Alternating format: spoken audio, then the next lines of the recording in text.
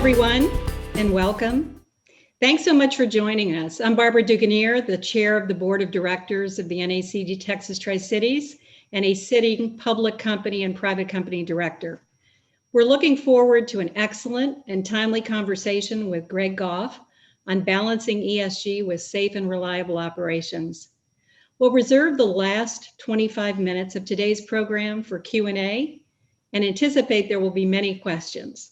We ask that you submit questions through the Q&A module located in the middle of the bottom menu bar. Also, please note that this program will be recorded for future viewing and will be available in about a week's time on the YouTube channel for Nacd Texas TriCities, as highlighted in member emails.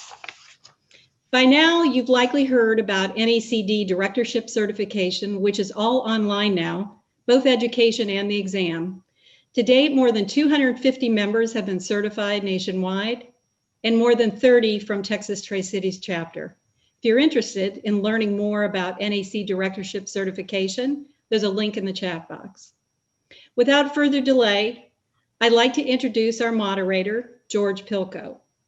George is founder and chairman of Pilko and Associates, an advisor to corporate officers and boards on operational and EHS risks. He's passionate about supporting companies to achieve safe, reliable, and sustainable operations. His current focus is working with an elite group of directors to define best practices for board governance with the intent that boards globally adopt these practices. A fun fact about George: he's an avid attendee of world fairs, having attended his first in New York in 1964. He'll be attending the World Fair in Dubai later this year, his fifth on 3 continents. Thank you, George, for moderating our fireside chat, and I'll now turn it over to you. Thanks, Barbara. We've been looking forward to this program. Anybody in the energy industry knows of Greg Goff and his success as CEO of Tesoro and Endeavor. The Harvard Business Review named him one of the best performing CEOs in the world 3 years ago. This recognition was well deserved, given that Greg delivered an impressive 1,200% total return to Endeavor shareholders during his tenure. Greg's accomplishments in Endeavor included orchestrating a brilliant merger with Marathon Petroleum to form the largest petroleum refining company in North America. He currently serves on the boards of Enbridge and Aviant, where he influences board governance at both companies. I've had the pleasure of working with Greg closely during the last 8 months to define board best practices with regard to operational, EH&S, and ESG issues. Our intent with this program is to share an overview of those best practices. Greg, thanks for joining us here this morning and sharing your wisdom. Thanks, George. So let's jump into the topic. Greg, you advocate that maximizing shareholder value can no longer be the primary objective function for companies. Could you expand on your philosophy and how you put this into practice at Tesoro and Endeavor? Yeah, it's an interesting thing. I kind of go back in time and think back about 8 years. I can't believe it's that long ago, but about 8 years ago, we had been doing a lot of changes in the company, and we had put a strategy in place of where we were trying to take the company, and we were having a lot of success. And we were starting to reevaluate our strategy, and we discovered that we were so focused on creating shareholder value. I mean, we were almost one-dimensionally focused on creating shareholder value that we were missing actually the other stakeholders that were incredibly important to our business, really for the long term. And so we actually challenged ourselves to go back in and say, let's look more broadly at the stakeholders and how they can impact our business, but more importantly, how we can create value. It wasn't to go out and do things just to be doing them, to say we're doing these things. It was part of our whole value creation approach to look at the different stakeholders. And we defined 6 key stakeholder groups, and probably common to lots of companies. For example, our employees were one of our key stakeholders. The government was a key stakeholder. And because of the type of industry we're in, and probably a lot of things we'll talk about here in the next hour, George, we define these stakeholders. And what we did is we said, as part of how we create value, we want to have an approach with these stakeholders where it's very principle based and it supports longer term value creation for the company. And it was a pretty significant change, because I think if you put yourself back 8 years ago, we actually weren't talking about the things that people are talking about today, maybe not as much. And so the mentality was, well, if we do all these things, it's just going to cost us more money and it's going to make us uncompetitive. So the biggest change was really to change the culture, to get people thinking about, look at value creation from a broader perspective and take into consideration the stakeholders and how we can create value for them, whether it be a community, whether it be how we impact the environment. But I think that was a really important lesson. And Greg, could you share an example or two of how you did that at Endeavor to look at a broader stakeholders, bring them into the discussion and create progress? I think an area where maybe stands out a lot, because it was, I think it was an important, but it was also one that came at a pretty big cost. When the federal government was going to lower the sulfur standards in gasoline, and if you looked at how you could comply with that, in the state of Utah, where we have one of I think there are 5 refineries, and we have one of the refineries in the state of Utah, it would have been easy for us to comply with that regulation by averaging in and not making any changes in Salt Lake City. But we also knew that just because of the geography of the Salt Lake Valley and the issues that they've had for a long time with the pollution, particularly when they get temperature inversions, that it was probably one of the few places in the United States where you could really see the impact on doing things differently. And so in conversations with the governor and saying, look, we actually don't need to do this change, because we can average in, and maybe other companies, all of our competitors could actually do the same thing. However, we understood that it did have a significant impact on the air and the environment for the people in that valley, and that it was actually the right thing to do to make that change. So we chose, even though we didn't have to, because we felt longer term that would pay off. So we chose to invest, and at the time, it was maybe a little bit more than $100 million to make changes in the way we operate to comply with that. So I think that was guided by our thinking of really creating more shared value for the community, but thinking longer term. And I think it worked out really, really well. And I've heard you say that doing the right thing at all times is ultimately the most effective strategy for maximizing shareholder value. Is that still your belief? Well, I believe that when you talk about doing the right things, I think there are 2 things that are really important for a company. One is to have very clear values that are really important to the company, and not just have those values, but everyone understands those values, and that's how they live by what they do in the company. And those values actually provide a compass for the company. The second thing is to have an approach to whether it be solving problems, capturing opportunities, or even dealing with conflicts, is to take a very principle-based approach to doing that. And I believe the combination of the values and a principle-based approach takes you down the path to doing the right thing. And sometimes it's not always easy, but I think over time that lends itself to really the best results. And having a organization or lots of people do the same things, they understand the values, they look at problems, opportunities, and they have principles of what the company stands for, and they make decisions that way, I think lends itself to doing the right things. Sure.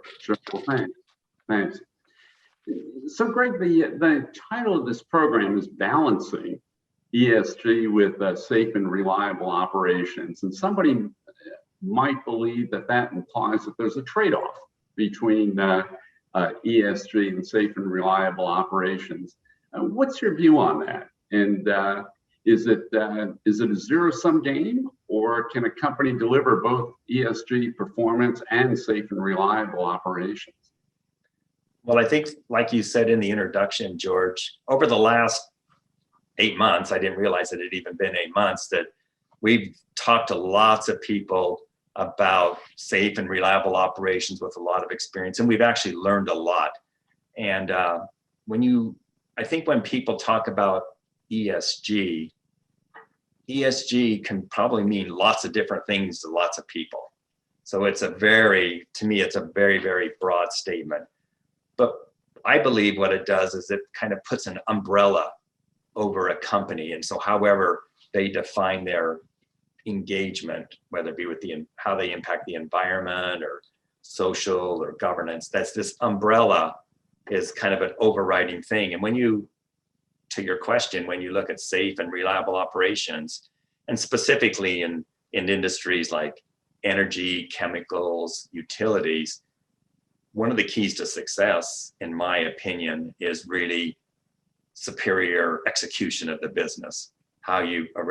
People call it operations excellence or whatever, but one of the fundamental keys to success is being able to do that. And so if you have a view that is a success, an important part of success for your company, then this safe and reliable operations, to me, kind of fits very easily under the umbrella of ESG, because you can take a company that is very good at safe and reliable operations. And you probably know, I don't like to call it safe and reliable operations. I like to call it the safest, most reliable operations, because safe and reliable to me is kind of at a threshold. You actually need to be better than that. So under this umbrella with safe and reliable operations is really execution or operations excellence.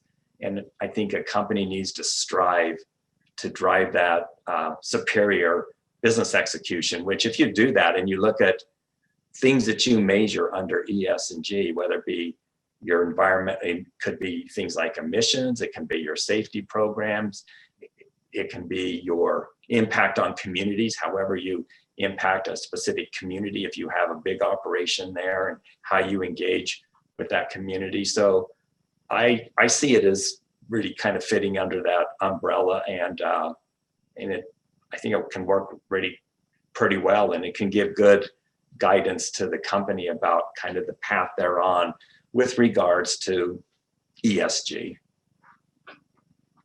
So safe to say that safest and most reliable performance needs to be a sound foundation to whatever you do from an ESG standpoint. Right. Well, one of the challenges we've seen companies struggle with is ESG is obviously such a broad term, and as you say, it's continually evolving. And to some, in some instances, we see companies trying to boil the ocean, be all things to all people when it comes to ESG. How should a company think about identifying the 2 or 3 issues that are most important to their long-term business strategy at a given point in time? George, it's probably like lots of things in life. It's all about focus. And like you said, you could take off and do lots of different things, but probably, as almost all of us know, that our ability to focus on things and make them happen, it actually works pretty well on doing that. And so I kind of go back to the prior question you asked in that, and because what we've done a lot of work on is really it's specific to a particular industry or company. So different industries have different needs and requirements and different challenges. And what we're talking about here within the energy, chemical, utility space, I think it all focuses back on how you execute the business. And so the most important thing to do is, I just believe you always have to stay focused on value. And you have to take a very broad look at what value means, because as some people know, having like a highly reliable operations creates value. And so when you look at getting some focus, back to your question, not trying to boil the whole ocean, but if you look at getting focused, I think you got to say, where is the most value and what areas, if we targeted to work on those, would add the most value and really advance the company in the direction of making progress. That's specifically as it pertains to issues that are important around ESG. And so almost like everything else, I think you identify those and get very focused on them. And then you I believe you have to set targets. You have to communicate to everyone. You have to share your learnings. And I think most importantly, you have to have a culture of continuous improvement. So I think if you take a very principle-based approach and develop your strategy, what you're going to do, but then the second thing with your principle-based approach is a culture of always getting better. You're always getting better. And if you're able to do that and you focus on, and you determine what are the 2, 3, or 4 areas, like you said, that you really focus on to be able to create value that also advances the company with areas of importance, specifically under this ESG umbrella, then I think you'll probably find that you make tremendous success. And then over time, you reevaluate. And as we all know from all of our different experiences, it's always ongoing. It's just a journey. You never get there. But if you're working on those things, you're making tremendous progress over time. And I think that's important. I think what I hear you saying is, instead of boiling the ocean, focus in on 2 or 3 ESG related issues that will create value for your organization at any one time. And then if you're in a high risk business, or a business with high inherent risks, energy, chemicals, utilities, for instance, right, that one of those 2 or 3 ESG issues that should be a high priority at all times is the safest and most reliable operations. Exactly. Well, very helpful, very helpful. So Greg, a lot of people look at ESG, and obviously this is a trend that started in Europe, shifted to gradually to North America. And unlike so many trends that are been driven by regulatory authorities, this one seems to be driven by different drivers. And so it's not a case where a company can simply comply with what they're required to do. These are a different set of drivers. Could you comment on that, in your view?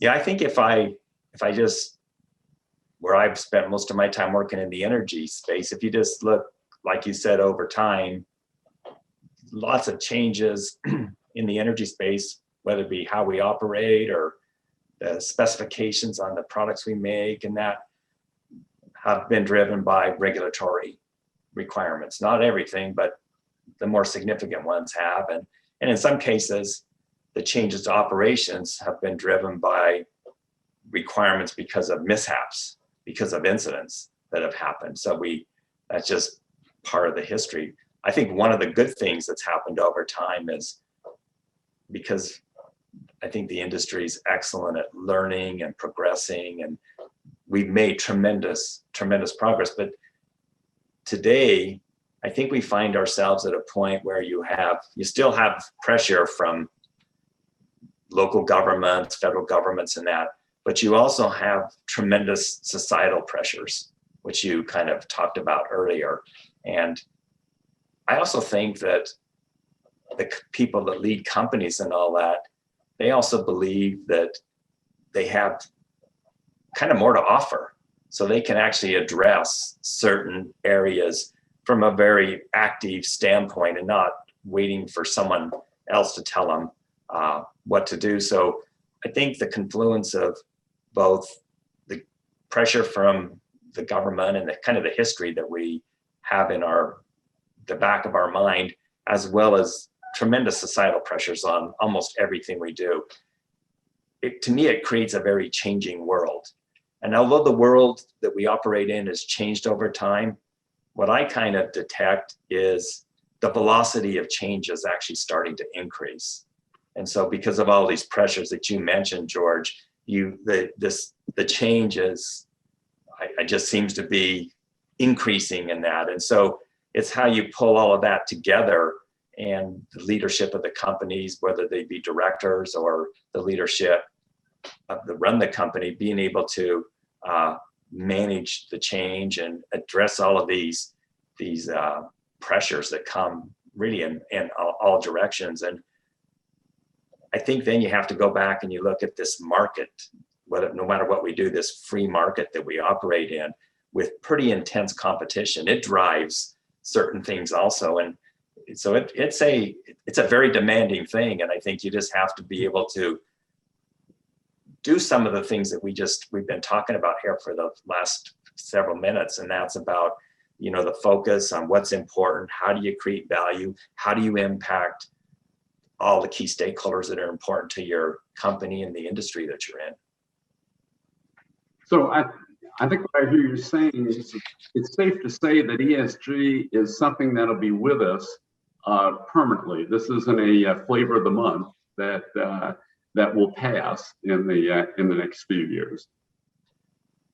Yeah, well, I'm sure everyone probably has their own opinion on that. In my view, I just think the demands are greater. I mean, the impact that we have and how we create value from a broader standpoint, not just for the owners of the company, but for the people who work there and everything about it. There's just, I personally don't see it changing. And I actually think we need to be the drivers of the change, the leaders of the companies. I think they should drive that change because it only makes things better. If your culture is to advance and make things better, then it almost becomes kind of a natural way of being.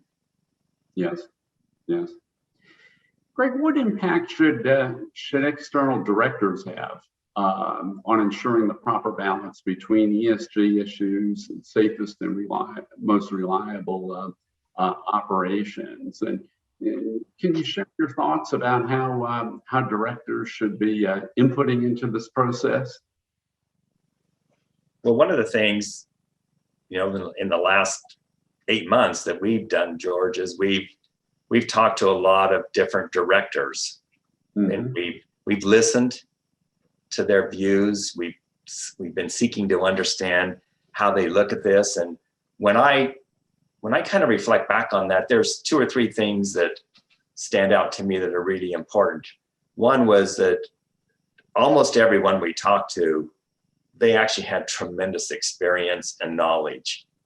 So we didn't, the people we talked to, they were incredibly experienced. And when you look at directors on boards, that's one of the things in my view that directors bring to a company is their knowledge and their experience to help the company.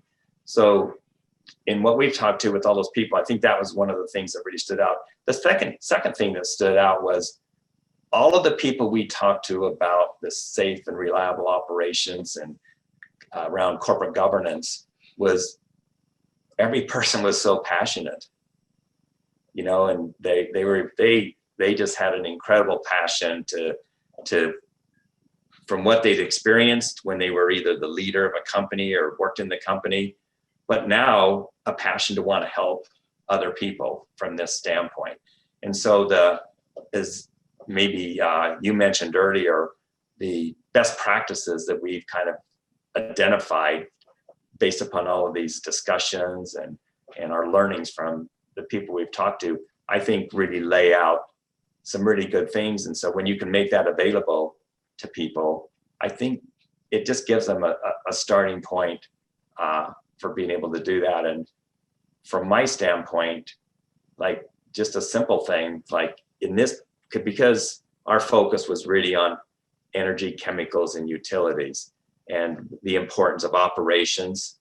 And so we always, one of our conclusions was, as part of governance, you needed having a committee that was very clearly chartered, that, and in my view, is as important as the finance or the audit committee, the governance committee, and the compensation committee, is a tremendous thing. And so we're directors, if it fits the type of company and the industry, when they can look at some of the best practices that we've identified and where they fit. So I think that's one of the most important things that they could do, would be to help drive those changes. Sure. And it's interesting watching our clients wrestle with what these board committees should be called. Some of them have a EH&S committee, some of them have a public policy committee, some of them have a responsible care committee. And where does ESG fit in? Do you envision that it'll be added to a committee like that, or be addressed by the board as a whole? What's your view? Because obviously this is an evolving area. Yeah,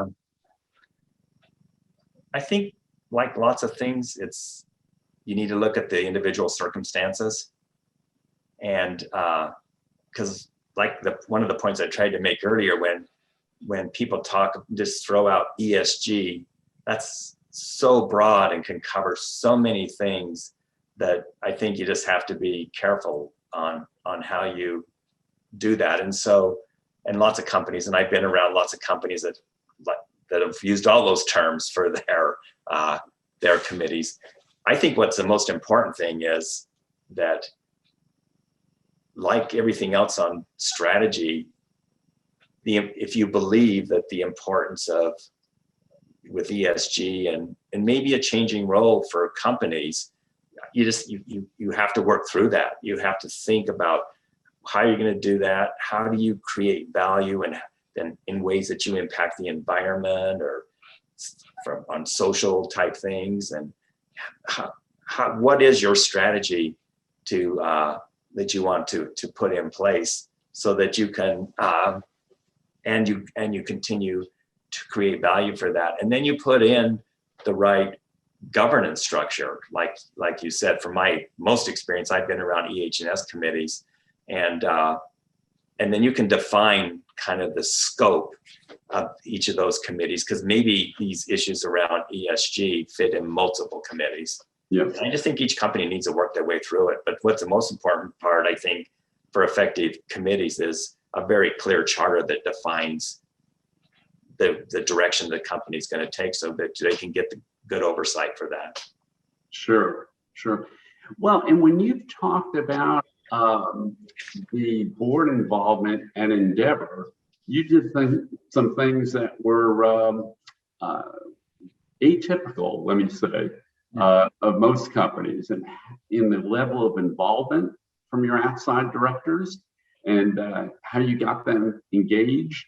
Could you talk a little bit about that? Because I think our audience would be particularly interested in your approach that obviously was quite successful. I believe that when people get to see the best practices that you've identified and some of the things that are highlighted in there, when I look at what I believe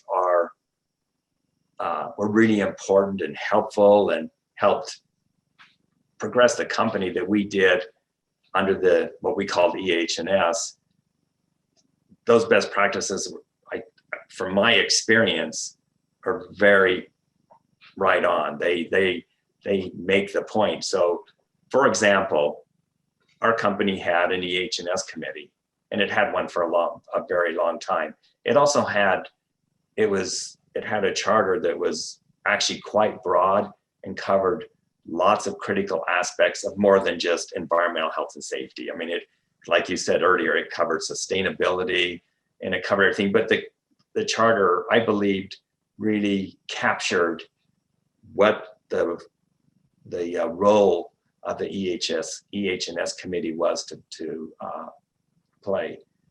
And like anything, getting the right people is, like in anything we do, is always maybe one of the most important things that can happen. And in our particular case, I believe we were fortunate that we had,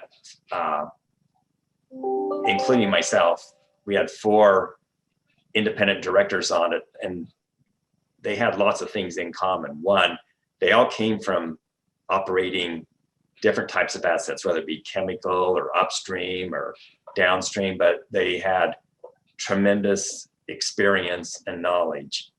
So that was, it was, and pharmaceutical. So, it was a very broad background from an operating standpoint.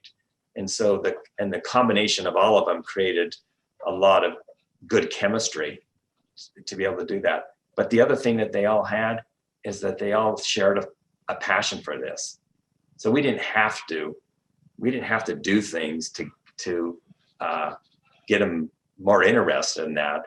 They came to the table with that. So from that perspective, I guess you can say we were fortunate that we had great people to do that. And they actually, they were so engaged, and they were able to share their experience and their knowledge and really be part of driving the advancements in the business. And I think in retrospect, when I look back and I look at the work that was done on the best practices and that, my personal view is there are many things in those best practices that I've experienced firsthand that I believe really go to driving, a highly effective governance through the EH&S committee. And I just give you one example of one of the things that we did for a long time is we'd go out to one operation every year, and it wasn't kind of your traditional dog and pony show that,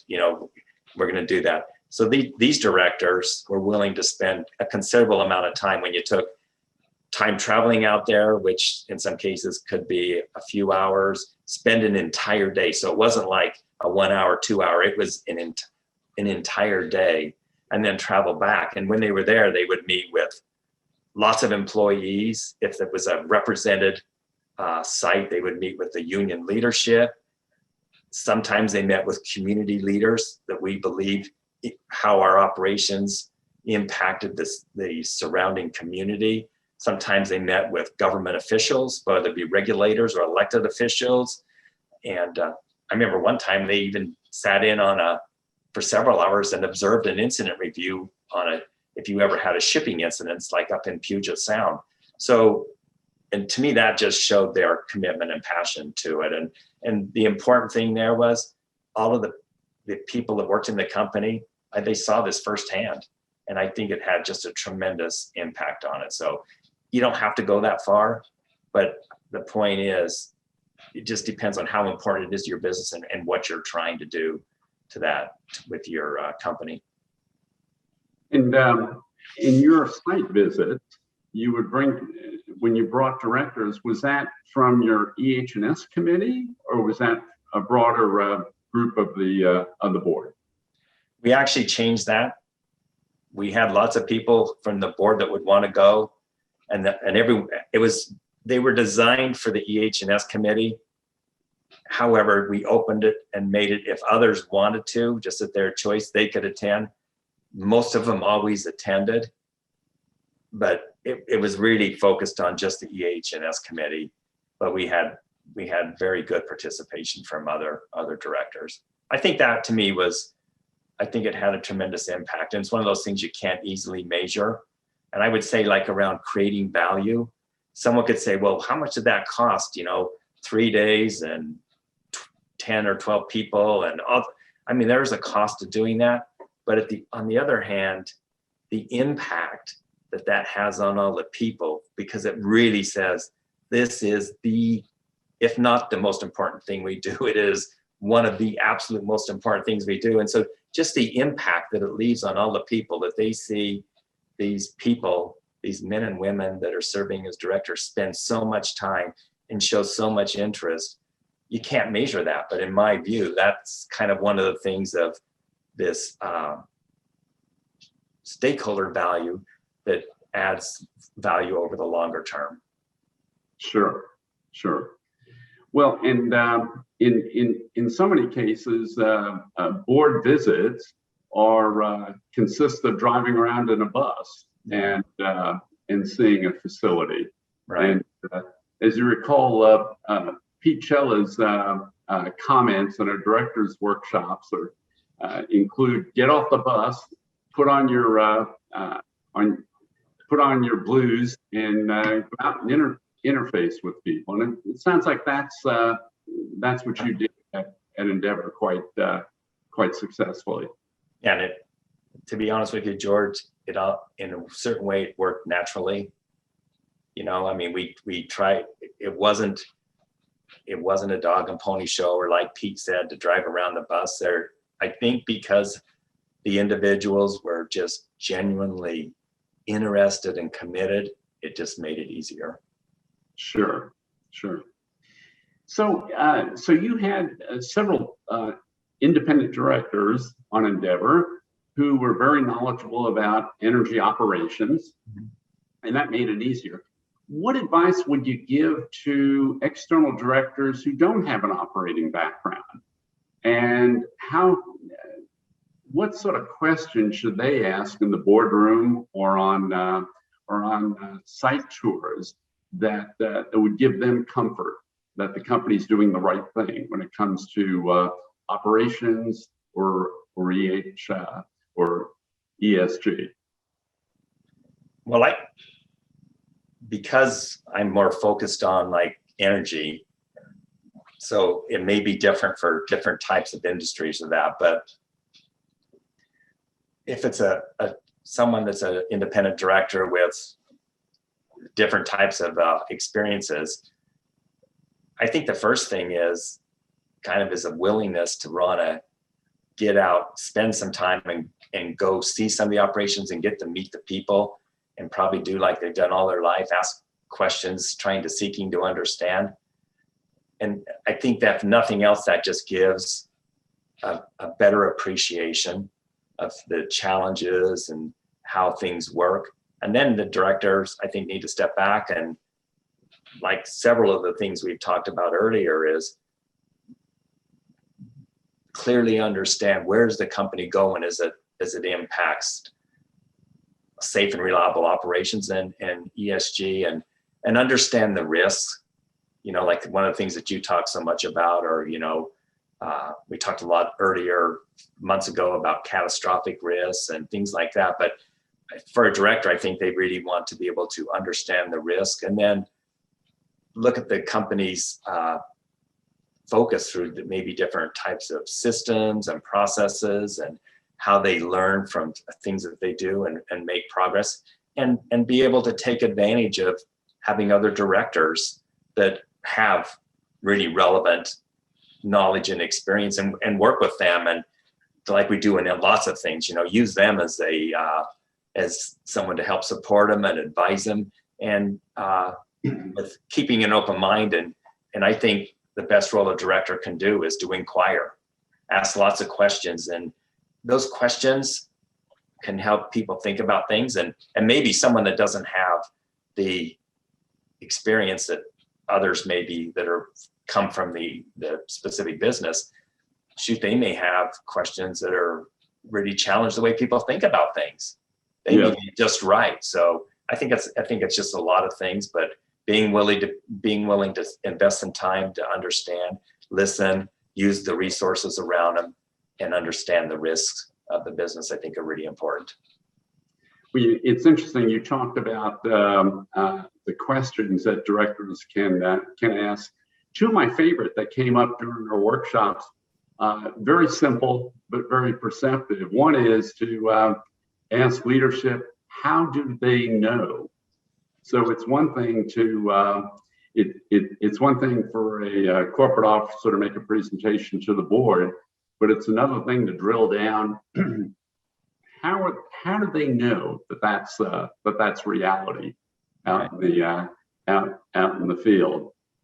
And then the other question that has been suggested is, how does for a director to ask, how does leadership systematically identify blind spots that by definition are not currently visible to the leadership? Yeah. And very few companies have a process to routinely go about identifying blind spots that at the end of the day are oftentimes the cause of many major incidents. Well, in that regard, George, I think one of the things the AFPM, the Lobbying Association for the Refining and Petrochemical Industries, one of the things that they did a number of years ago was spend a tremendous amount of time on process safety management, and got very experienced people and developed processes where any company, even small companies, could use the organization to come in and do an assessment. So they get a different set of eyes and asking questions from people who knew it that would help identify some of those blind spots. It may not get everything, but it is a very systematic way to kind of go in and look at it.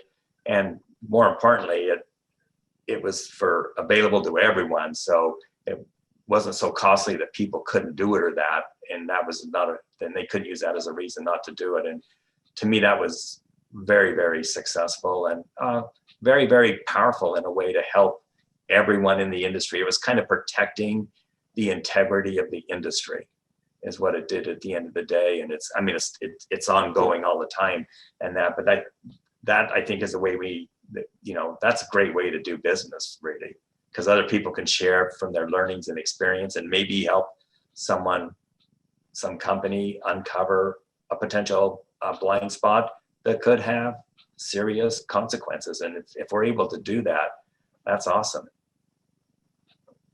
Well, it's interesting that you raised that AFPM. They had their annual meeting earlier this week, and they have made dramatic progress in personal safety, process safety over the last decade. And now they're looking at retooling their process safety approaches, because it's sort of stagnated the last few years. So they thoroughly understand that they need to be rationing that area up. But it certainly has been helpful over the past decade. Well, I think from your experience of observing companies and all that is, you have to guard against complacency. It's easy to think you're doing everything really, really well and things have worked well for a very long time, and then something goes wrong, and you kind of thought, how did I let that happen? So that's where I think a very active learning, and it's part of the culture, but you absolutely cannot afford to become complacent. I've heard one expression that if you're going to be successful in a senior operating role, that you always have to operate in with a sense of chronic unease. Mm-hmm. Because if you think you have it, if you think you have it under control, you probably don't. Yeah. Well, Greg, let's switch to a few questions that have come in from the audience and react to some of these. So here's an interesting one. How should we think about the likelihood that directors will tilt their strategy and decision-making about capital allocations to satisfy ESG investors at the risk of impacting safety and reliability? So is there a risk of that? And how should a company guard against it? From my experience, so in our charter for our EH&S committee was to review the capital allocation for everything that had to do with environmental health and safety. So they provided oversight on being able to do that. So my view is that the company absolutely needs good plans and programs that they go for a long period of time. And so I would hope that a director or directors would never compromise those plans and programs by maybe challenging how much money is being spent on the things that are the most important to do.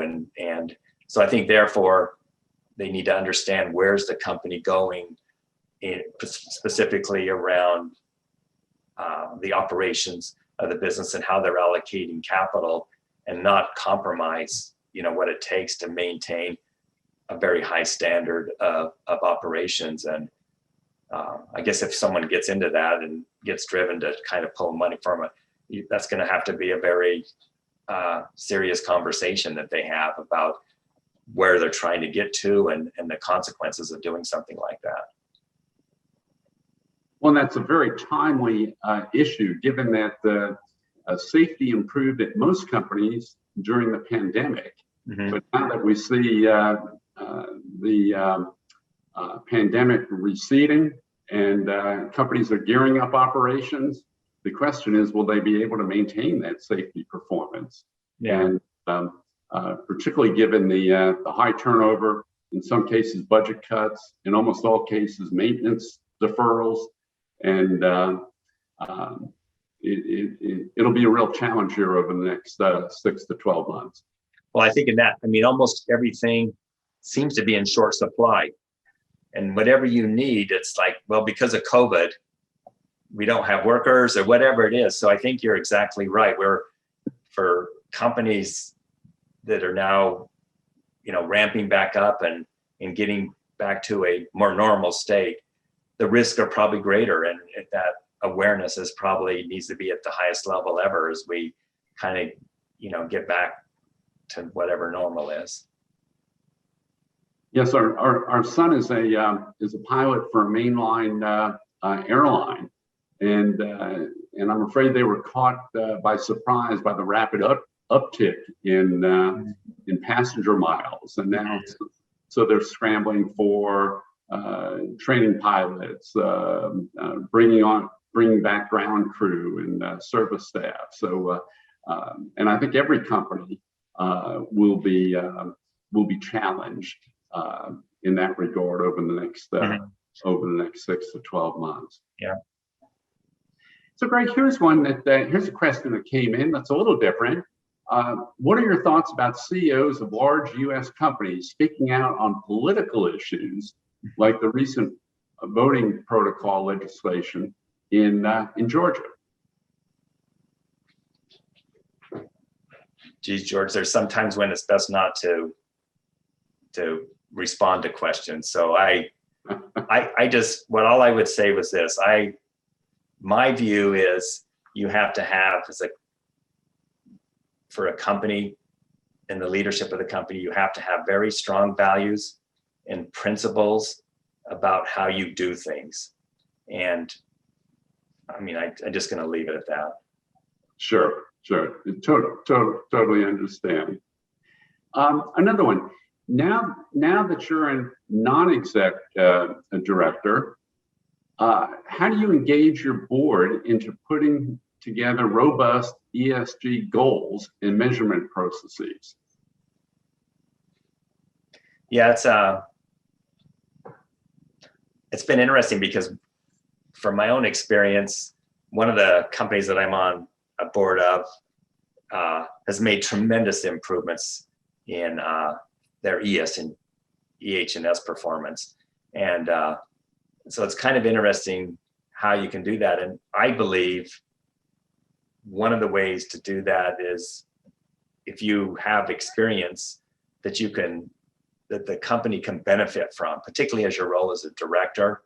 And if it's whatever it is as it impacts EH&S, or even if you want to go broader, ES&G, but if you can help them by seeing how other people do it and what success you can have, and sharing your learnings and inquiring with them about how they see things, I think you can actually help them out considerably. And how do you deal with directors are not aligned with the direction that the company is going relative to ESG, because I think that's a practical issue in a number of cases. Yeah, with ESG, which is a little bit different than EH&S here, but I think with ESG, because of as we talked about earlier, the pressure from society on many different issues and things like that, I kind of fall back, and whether it works or not, it's just how I just believe it's the easiest way to do it is to have principles of what you stand for, and then you need to test them against different issues. And I think you also have to be able to look at what your principles are, because if you're the CEO of a company and you've established these principles and you're successful in getting lots of people to do things that way, because there's lots of people, interacting and they're a reflection of the company. So it's not just yourself, it's all these other people. But if you have these principles and people think about things that way, I think it allows you, it's a little bit maybe easier. Doesn't make it happen, but it makes it easier, because people can have, if someone has an opposing view, their principles from their standpoint are good, and they may be a conflict with your own personal principles. Well, and here's a question that goes a little bit deeper than that. How do you appropriately manage employees and their desires, expectations around ESG, as there is such a spectrum of what it means to people, and even what they consider right or wrong can vary so much. Mm. So that diversity of thought relative to ESG. Yeah. So I think that can be a major challenge. There's no question about it. But I think once again, it's what type of culture do you have? I mean, do you allow those conversations to happen, and do people listen, and do they try to understand, and all parties, no matter where they come from? And if they have views, and particularly if they have really strong views for whatever the issue is that is a conflict with the company, you have to kind of say, is there a fit there? Does it, that may be the worst outcome, but if people understand the values, and if a company is very principle based in its approach to doing things, and they can clearly articulate those, some people may not like the outcome of how those decisions are made, but if they understand how they were made, on what kind of the foundation, then if they can't accept that, then that's makes it a little bit more difficult. But hopefully people are willing to talk and engage and learn from each other, and get to a better place. But that also may sound a little idealistic. I know it's probably can be much more difficult and challenging than that. But I think what I hear you saying is, at the end of the day, after the dialogue and discussing diverse points of view, if you can't come to agreement, then it's probably time to part company. It could be, yeah. I mean, I think that's the one outcome. That's probably maybe the worst outcome. But at the end of the day, you have to, if you disagree with principles and values, then that's a hard thing to reconcile sometimes. Sure. And then, Greg, maybe as our final question, enterprise risk management. This is a term that's been around for a while. We see it misused at many companies. Any thoughts about how enterprise risk management can be employed effectively at firms relative to either safest and most reliable operations, or even ESG issues? So I don't think you've told me how you see it misused, but I'm assuming you see people think, because I think the people you would ask them probably think they have excellent ERM programs, I would guess. You may know more about it than I do from your experience of how you interact with companies, but my experience, most companies think they're very, very good at it. And a lot of times they've gotten feedback from outside sources that have developed ERM programs and all that to do that. And I think like anything, I hear what you're saying, but what do you do? Yeah. So it's like, I hear what you're telling me, but what do you really do to manage those risks? And you need to do that before it's too late on certain things, particularly in the industries we're talking about here. So I don't think I have a good answer for your question, George, only understanding what do you really do? I see all your fancy presentations and matrices that show all this kind of stuff, but just make sure that's what you really do. Got it. Well, thanks. Yeah. Thanks. Barbara? Listen, so many rich insights sitting here as a sitting director on many boards, including energy, primarily energy boards.